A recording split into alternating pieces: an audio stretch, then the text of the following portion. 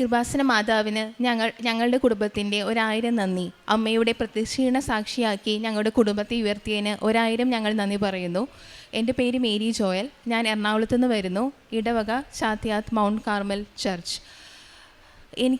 ഞാൻ ഉടമ്പടി ആദ്യമായി എടുത്തത് ഏപ്രിൽ 23, 2022 അതിന് മുന്നേ 2020 മുതൽ ഞാൻ ഓൺലൈൻ ഉടമ്പടി എടുത്ത് ഉടമ്പടി ജീവിതമാണ് നയിച്ചുകൊണ്ടിരിക്കുന്നത്. ഇപ്പോൾ ഏകദേശം 6 കൊല്ലത്തോളമായി ഇപ്പോൾ ഒരു ഉടമ്പടി ജീവിതമാണ് ഞാൻ നയിച്ചുകൊണ്ടിരിക്കുന്നത്. ഈ അടുത്ത കാലത്ത് എനിക്ക് ലഭിച്ച ഇതിപ്പോൾ അൾത്താരയിൽ സാക്ഷ്യം പറയാൻ മാതാവ് എനിക്ക് അവസരം നൽകുന്നത് ഇത് 4ാം തവണയാണ്. 15 തവണ എനിക്ക് ഉടമ്പടി പുതുക്കാനും മാതാവ് അനുഗ്രഹിച്ചു. കഴിഞ്ഞ കൊല്ലം 2025 സെപ്റ്റംബർ 8 എനിക്ക് ലഭിച്ച 2 വലിയ അനുഗ്രഹങ്ങളാണ് ഞാൻ ആദ്യമേ സാക്ഷ്യം. മാതാവിൻ്റെ ദിവസം എനിക്ക് മാതാവ് ചെയ്തു തന്ന വലിയ 2 കാര്യങ്ങളാണ് സാക്ഷ്യപ്പെടുത്താനാണ് ഞാൻ ഇപ്പോൾ അൾത്താരയിൽ നിൽക്കുന്നത്. ഒന്നാമത്തെ കാര്യം എൻ്റെ ഫാദറിന് കിട്ടിയ സൗഖ്യമായിരുന്നു. സെപ്റ്റംബർ 8 എൻ്റെ ഡാഡി ആ ദിവസം അഡ്മിറ്റഡ് ആയിരുന്നു ഹോസ്പിറ്റലിൽ. ഡയബറ്റിസ് ഫുഡ് ഇൻഫെക്ഷൻ ആയത് കാരണം ഡാഡി ഹോസ്പിറ്റലിൽ ആ ദിവസം അഡ്മിറ്റഡ് ആയിരുന്നു. ഡാഡിയുടെ ഇൻഫെക്ഷൻ ഒരു രീതിയിലും കുറയുന്നില്ലായിരുന്നു. ആദ്യം ഇഞ്ചക്ഷൻ ചെയ്തു, പിന്നീട് ട്രിപ്പിട്ടു, ആൻറ്റിബയോട്ടിക്സ് ട്രിപ്പിട്ടു. എന്ത് ചെയ്തിട്ടും ഇൻഫെക്ഷൻ ഒട്ടും കുറയുന്നില്ല. അപ്പോൾ ഡോക്ടേഴ്സിന് ഒന്നും ചെയ്യാൻ പറ്റാത്ത സാഹചര്യമായിരുന്നു. ഡാഡി ഹോസ്പിറ്റൽ അഡ്മിറ്റായി എന്നറിഞ്ഞപ്പോൾ മുതൽ തന്നെ എനിക്ക് മനസ്സിൽ അച്ഛൻ, ഇവിടുത്തെ ജോസഫ് അച്ഛൻ നമ്മുടെ ഓൺലൈൻ റിട്രീറ്റിൽ എപ്പോഴും പറയാറുള്ള ഒരു കാര്യമാണ് ഓർമ്മ വന്നത്. കാരണം കൃപാസനത്തിൽ 2004 മാതാവ് പ്രത്യക്ഷപ്പെടുത്തിയതാണ്. ഇവിടുത്തെ ജപമാല അത്രയും 1 കൊല്ലം നീണ്ടു നിന്ന അഖണ്ഡ ജപമാലയുടെ അവസാനമായിരുന്നു മാതാവ് പ്രത്യക്ഷപ്പെട്ടത്. അപ്പോൾ എനിക്ക് ആ സമയത്ത് ആ പ്രസംഗമാണ് ഓർമ്മ വന്നത്. അപ്പോൾ എനിക്ക് മനസ്സിലായി ഡാഡിയുടെ കാലിൽ ഇൻഫെക്ഷൻ ഇത് കുറയുന്നില്ലെങ്കിൽ ഡോക്ടേഴ്സിനും ഒന്നും ചെയ്യാൻ പറ്റില്ല, കാര്യങ്ങൾ കൈവിട്ടു പോകുമെന്ന് എനിക്ക് മനസ്സിലായി. അപ്പോൾ ഇനി അവസാനത്തെ ഒരു ആയുധമായിട്ട് ഞാൻ തീരുമാനിച്ചു, എന്നാൽ ഇനി 1000 മണി ജപമാല ഞാൻ ഡാഡി അഡ്മിറ്റായ അന്ന് മുതൽ ഞാൻ ചൊല്ലാൻ തുടങ്ങി. ഡാഡിയുടെ അടുത്ത് നിന്ന് ബെഡിൻ്റെ അടുത്തിരുന്ന് ഡാഡിയുടെ കയ്യിൽ എൻ്റെ ഉടമ്പടി കാശുരൂപം വെച്ച് കൊടുത്ത് ഉടമ്പടി തൈലം ഡാഡിക്ക് പുരട്ടി കൊടുത്ത് ഞാനായിരുന്നു ബൈസ്റ്റാൻഡർ. ഞാൻ ഡാഡിയുടെ അടുത്തിരുന്ന് 1000 മണി ജപമാല ചൊല്ലാൻ തുടങ്ങി. അങ്ങനെ 4 ദിവസം കണ്ടിന്യൂസ്ലി ചൊല്ലി. എന്നിട്ട് 5ാം ദിവസം പ്രത്യക്ഷീകരണ പ്രാർത്ഥന കഴിഞ്ഞപ്പോൾ ഞാൻ ഇങ്ങനെ മാതാവിനോട് പ്രാർത്ഥിച്ചു. 5ാം ദിവസമായി ഇൻഫെക്ഷൻ ഒട്ടും കുറവില്ല, ഇങ്ങനെ പോയാൽ എന്ത് ചെയ്യും?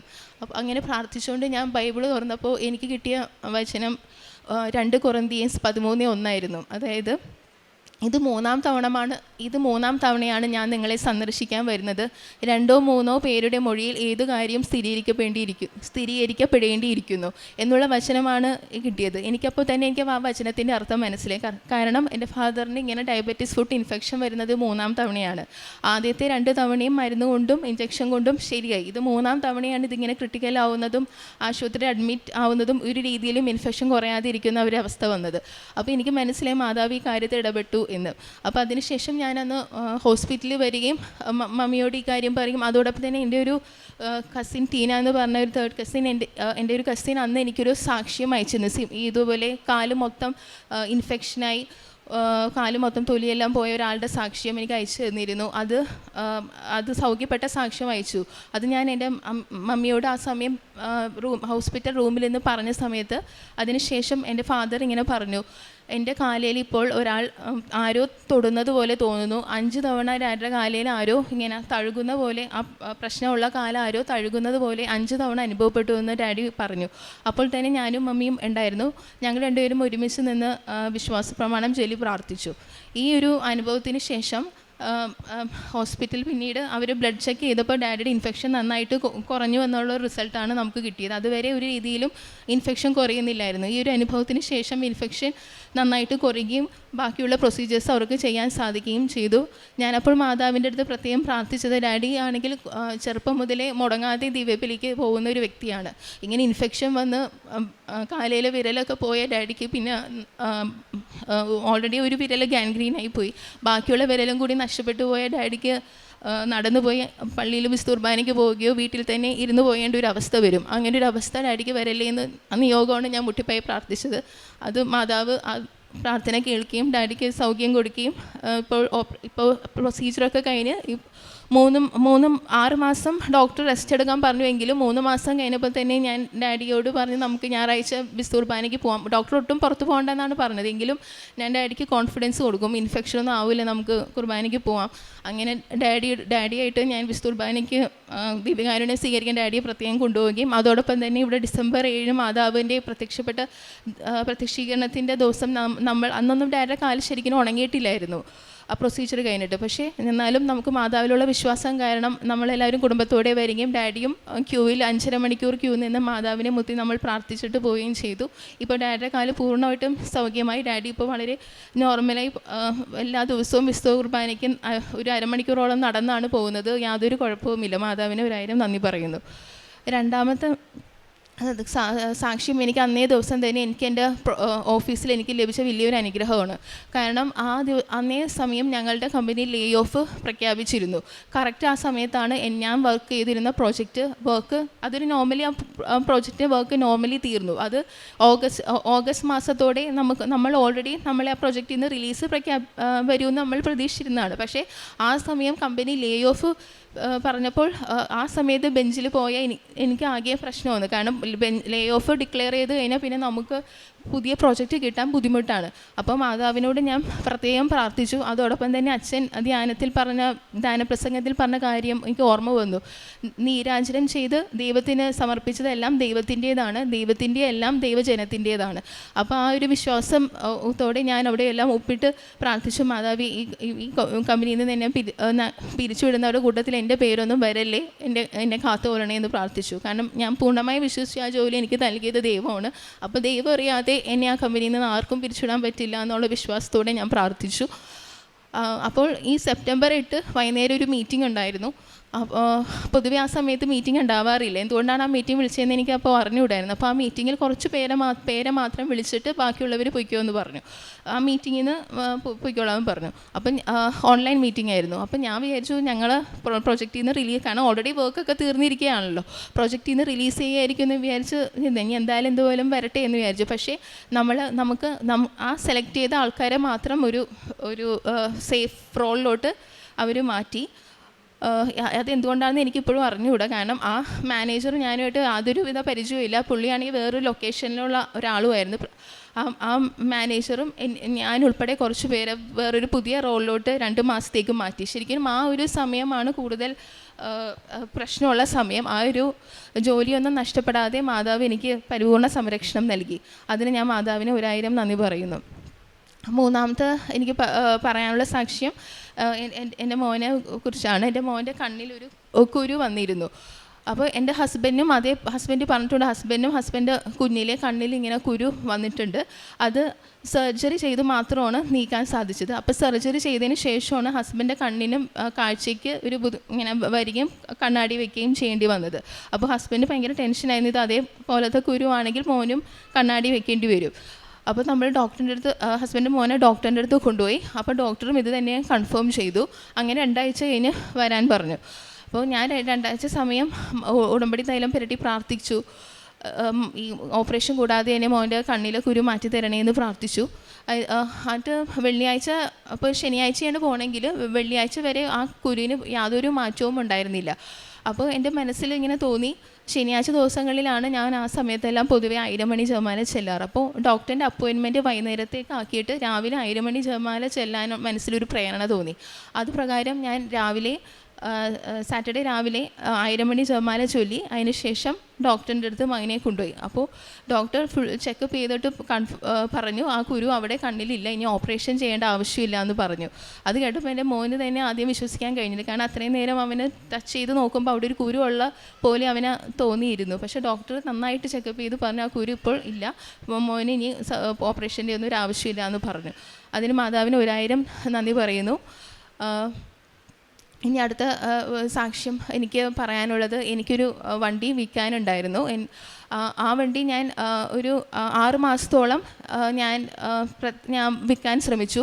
OLX ഇട്ടു. ഒരു കാര്യമായൊരു റെസ്പോൺസും കിട്ടിയില്ല. അപ്പോഴെല്ലാം ഞാൻ എൻ്റെ മെറിറ്റിൽ തന്നെയാണ് ആശ്രയിച്ചത്. OLX ഇട്ട് വിറ്റു പോകരുത്, ഇതിന് വേണ്ടി ഇനിയിപ്പോൾ പ്രത്യേകിച്ച് പ്രാർത്ഥിക്കേണ്ട ഒരു ആവശ്യവുമില്ല എന്നുള്ളൊരു ചിന്തയായിരുന്നു. പക്ഷേ 6 മാസം കഴിഞ്ഞിട്ടും ഒന്നും നടക്കുന്നില്ല, മര്യാദയ്ക്കുള്ളൊരു റെസ്പോൺസ് പോലും കിട്ടുന്നില്ല. അപ്പോൾ ഞാൻ ആയുധം വെച്ചു കീഴടങ്ങി. ഞാൻ മാതാവിൻ്റെ അടുത്ത് പറഞ്ഞു, ഇനിയിപ്പോൾ ദൈവത്തിൻ്റെ ഒരു സഹായം ഇല്ലാതെ നടക്കില്ല എന്ന് എനിക്ക് ഉറപ്പായി. അപ്പോൾ ഞാൻ മാതാവിനോട് പറഞ്ഞു, എന്നാണ് ഇനി അൾത്താരിൽ കയറി സാക്ഷ്യം പറയാൻ എനിക്ക് ഭാഗ്യമുള്ളത്, അന്ന് ഞാൻ സാക്ഷ്യം പറഞ്ഞോളാം, ഇതൊന്ന് വിറ്റ് തരണേ എന്ന് പ്രാർത്ഥിച്ചു. ഇങ്ങനെ പ്രാർത്ഥിച്ച് വീണ്ടും ഞാൻ OLX ഒന്നും കൂടി ഇട്ടു.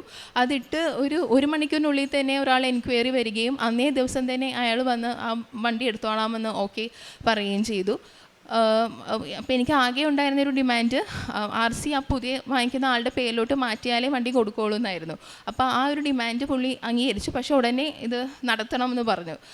ഇത് ട്രാൻസ്ഫർ പ്രോസസ്സ് ഇനീഷ്യേറ്റ് ചെയ്യണമെന്ന് പറഞ്ഞു. അപ്പോൾ എൻ്റെ വീട്ടിലന്ന് ഹസ്ബൻഡ് അപ്പോൾ തലേന്നാണ് ബാംഗ്ലൂർ പോയത്. അപ്പോൾ ഇനി 1-2 ആഴ്ച കഴിഞ്ഞാലേ വരുള്ളൂ.